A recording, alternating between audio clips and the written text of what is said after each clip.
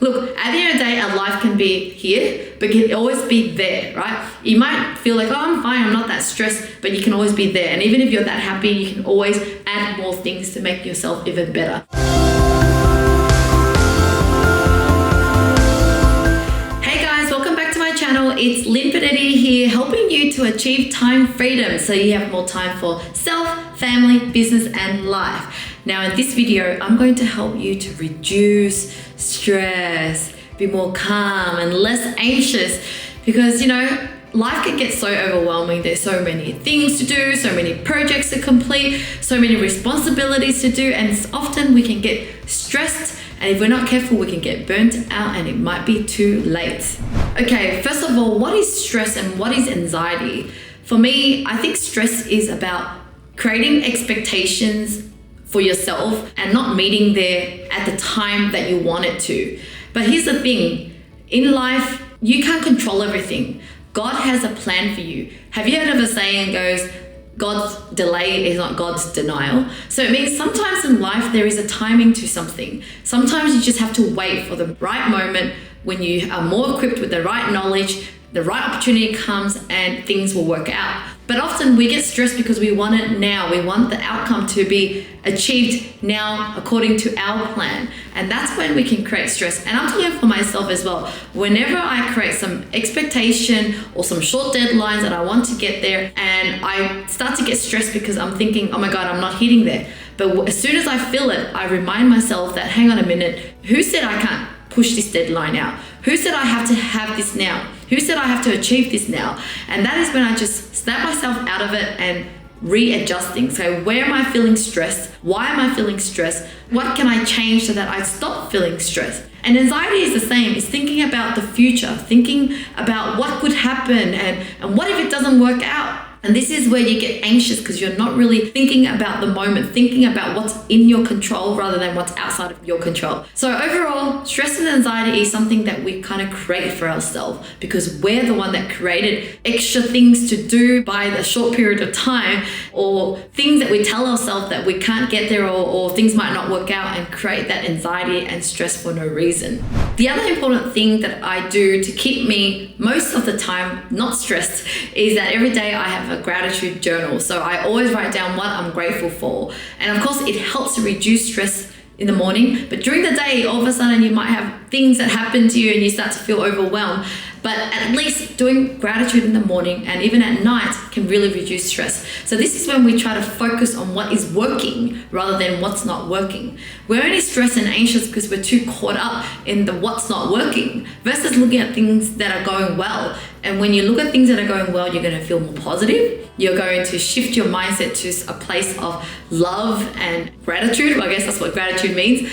And then you're just going to be able to be more positive, to take action that will lead to better results. Because if you're negative, you're going to be just scrambling around, you're feeling tense, and then you're not being able to see what's in front of you because you're going to miss opportunities, miss positive things because you're too caught up in your problem.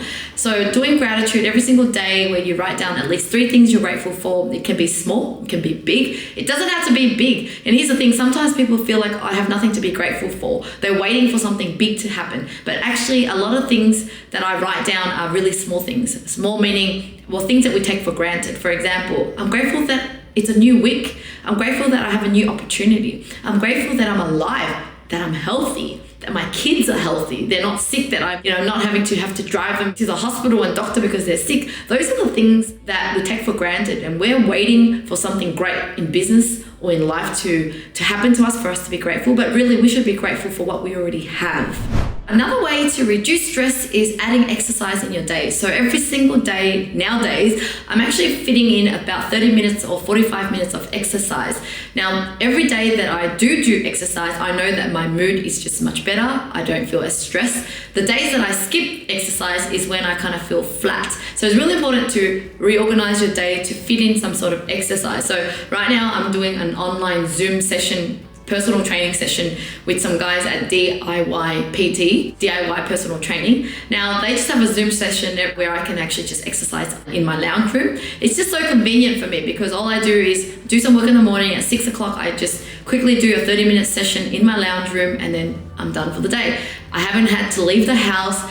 I just get the kids ready after that and prepare them for school, and my exercise is done. So have a think about how can you fit exercise in easily. So back then I used to use an app and just exercise on my own. There are times that I've been at the gym, so just try different things. It's about trying rather than giving up. So if exercise is important to reduce stress, then how do you fit in? Sometimes you might try this, sometimes you try that, but at least you're committed to trying to exercise as much as often.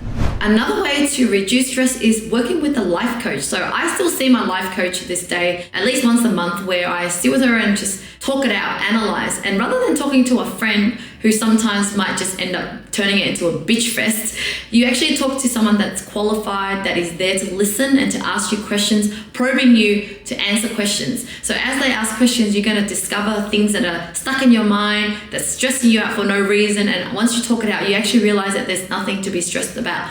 And if they're trained, they will also know how to give you the right techniques to help you manage your thoughts, how to, talk to yourself out of the things that are coming through your head. I remember back then I used to feel a bit of an anxiety when I was driving, and I would tell her that these are the thoughts that come through my head. She'll ask me, how does it make me feel? And where am I feeling? And I describe, I'm feeling here, I'm feeling there. And then she also taught me techniques of how to even, thank my thoughts rather than trying to ignore my thought. It's about going, oh, thank you for raising that thought with me. It's almost like you're talking to yourself, and then going, thank you so much, but I'm okay. I'm a big girl, and I'm happy, I'm fine to deal with it on my own. And being able to have that conversation with yourself and knowing to let go of your thoughts, a technique to know how to let go of your thoughts, really does help you. Because when anxiety hits you, when stress levels high, these thoughts come in and you think they're real, but they're not really real. They're actually just thoughts. It's your body going into that flight mode and giving you all these excuses and reasons why you should be scared. But really, it's about managing that and go, yeah, okay, it's okay, I'll be all right, and thank you, acknowledge it and let go.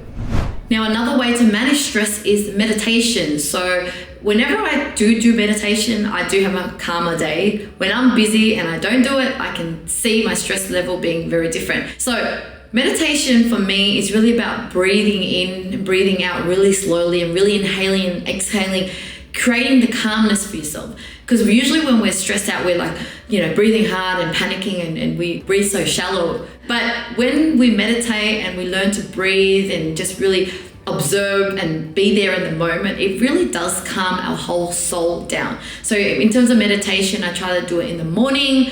I have been guilty of times where I felt like I was too busy to do it, and I thought that journaling is enough. But I have noticed that when I do bring back meditation, I just have a better day. So look, at the end of the day, our life can be here, but can always be there, right? You might feel like, oh, I'm fine, I'm not that stressed, but you can always be there. And even if you're that happy, you can always add more things to make yourself even better. So when I don't meditate and I at least do journaling, I feel here. But when I meditate, I feel there. And when I exercise, I feel there. So there's just more layers and layers of ways you can boost your mood up. Now, finally, talking about journaling, this is a practice I've been doing for the last 10 years, and I still do it to this day. And when I don't do it, I feel more stressed because there's no clarity in my mind. When you don't put thoughts onto the paper, you feel messy in here. You feel like you're not really sure why you're feeling a certain way. Why you're feeling a certain way is because there's jammed thoughts in there. So I start to write in my journal every day, like, how am I feeling? What's my daily intention? And I sometimes when I have more things that are in my head, I just let it all go and just talk. It's almost like talking to myself on the paper or on the journal app. And as I do it, I just feel like I'm just venting out. And rather than bother your friend, having to waste their time talking about random things or talking about things that might not even make sense yet. But when you write to yourself and you just brain dump into a journal, you start to feel better along the way. Well, there you have it. Those are some of my tips on how you can reduce stress. But I think I'm going to leave the last point also is around just reducing some of the negative activities that we tend to do. So back in the days when my life was more of a mess and I was creating those mess, and it came down to me just not prioritizing on the good activities. So I used to like drinking and getting drunk and then feeling hangover and then feeling depressed for a week. Instead now I just do more activities that are beneficial for me. So it's just, increasing those positive activities that I just mentioned in this video, reducing those bad activities like drinking, going out partying and, sleeping late. I now just really wake up early and have more time to fit in all of these positive activities. And that's how I kind of keep my mood and energy always high and reduce the chance of being stressed. But overall, I think the takeaway from me to you is just to take one day at a time, to trust in the universe, trust in God that He has a plan for you, and just manage each day as it comes, rather than coming up with all these plans and ideas and restrict to the deadline that you want your life to be working towards. You just accept, appreciate, rather than set too much expectation. So anyway, rambling on too much now. Love to hear in the comments below, what is your top favorite technique that I've mentioned in this video? What are you going to try this week? And of course, if you love more videos like this to help your life, then there's more videos here that you can watch.